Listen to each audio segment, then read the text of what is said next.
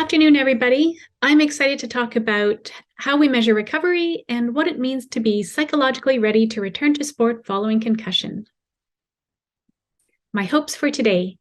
We only have 10 minutes, so I'll keep it short and sweet. First, to expand our idea of what it means to be psychologically ready to return to sport beyond our current physical measures. And second, to create a starting point to advance clinical decision-making and research priorities. My interest in psychological readiness was peaked after my 5th concussion at the National Mountain Biking Championships 20 years ago. And I happened to be working as a sport physiotherapist in a large university-affiliated sport medicine clinic at the time. So I was familiar with the return to sport guidelines, and I progressed through each stage until I was considered recovered and medically cleared to resume racing. And I was excited to literally get back in the saddle again. Except when I tried to train on this one particular trail, I was unable to go down this technical and dangerous, steep, rocky descent over boulders that I'd ridden dozens of times before.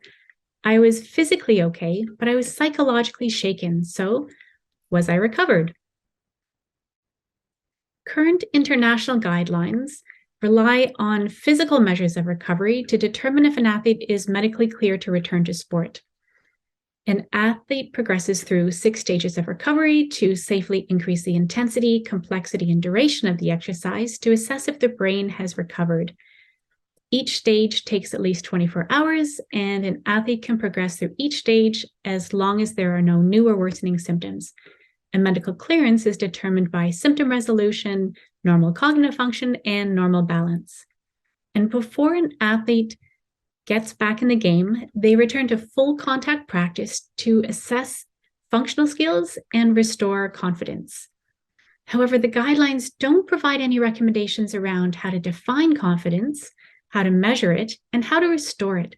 So the tacit assumption here is that physical readiness and psychological readiness occur in parallel throughout the recovery. But what if they don't? So you can see in the literature that there are so many definitions around psychological readiness, with fear and confidence really playing prominently. And this just shows what a nebulous concept psychological readiness really is. Just a little background. Most of the research around psychological readiness has been done in athletes who return to sport following ACL reconstruction of the knee. And we know in these athletes that they're more likely to return to a lower level of activity, that they're more likely to return if they're psychologically ready, that fear is the main reason they don't return, and that if they report fear or psychological unreadiness, they're more likely to be re-injured. So do these findings apply to concussion? Well, we conducted a systematic review with the aim to inform future return to sport guidelines and to identify knowledge gaps that could be identified in future research. And there were 3 key themes that arose. First, some athletes continue to experience clinically relevant levels of fear at the time of return to sport. Second, emotional factors such as depression and anxiety appear to improve throughout recovery without influencing the time to return to sport. And third, social support may help athletes throughout the recovery. And importantly, none of the studies we identified examine the concept of confidence, despite it being included as a stated goal within the guidelines. So how do we measure psychological readiness? Well, there are 2 key challenges here. First, there's no standard definition of psychological readiness. So how do we measure something when we don't know what it is? And second, with the exception of the FAB-TBI, none of the outcome measures have been validated in a concussion population. So I wanted to share a few outcome measures with you that are commonly used in the orthopedic literature to measure concepts that were identified in our systematic review, namely fear and emotional factors. So the Tampa Scale of Kinesiophobia and the FAB-TBI both measure fear avoidance behavior. And emotional factors are commonly measured with the re-injury anxiety inventory, the ACL return to sport after injury scale, and the injury psychological readiness to return to sport scale. And I wanted to elaborate on fear because fear is this multidimensional construct that has the ability to both accelerate and hinder return to sport. So fear of losing one's playing status can lead athletes to intentionally underreporting their symptoms in order to return to sport faster. And this just highlights the importance of programs like UCAN, developed by Dr. Nick Reed, to provide peer-led social support and improve concussion reporting. On the other end of the spectrum, fear of re-injury can hinder return to sport. So it's important to identify these athletes to provide support from coaches and sports psychologists to provide goal setting and confidence building exercises. And in the context of concussion, it's important to understand how these outcome measures can be used to help guide decision making. So the Tampa scale of kinesiophobia and the FAB-TBI both measure fear avoidance behavior. That is the idea that movement-induced pain, such as headache with exercise, is dangerous or harmful and should be avoided. And this aligns with the clinical recommendations to limit activity based on symptoms early on following concussion.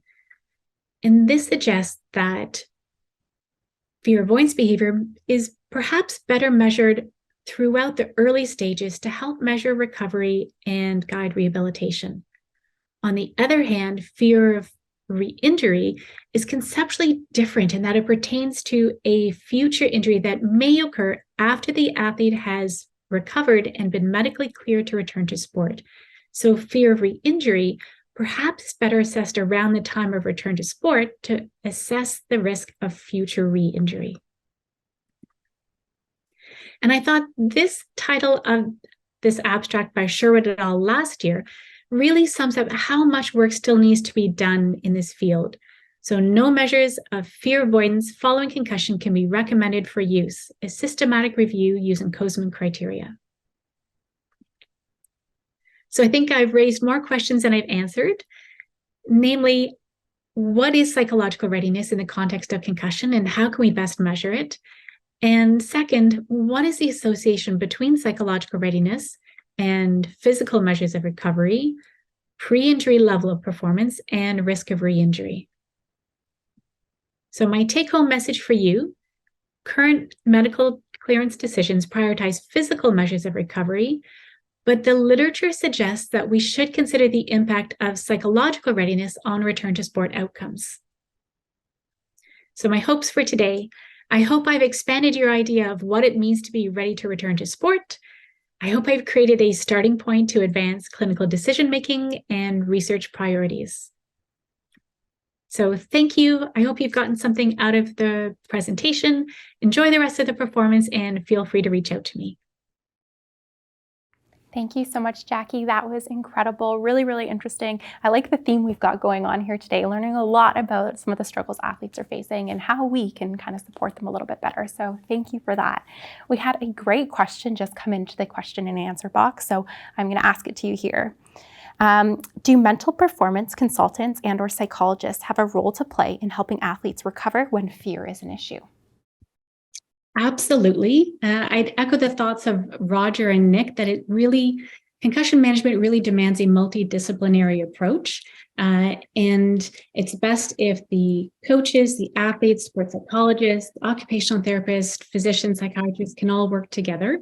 And I think it starts at all levels. So within the team itself, normalizing the idea of fear. And making it okay for athletes to talk to their coaches, identify somebody who maybe needs to be referred on and see somebody else, and work with the other healthcare practitioners to refer on to a sports psychologist as well.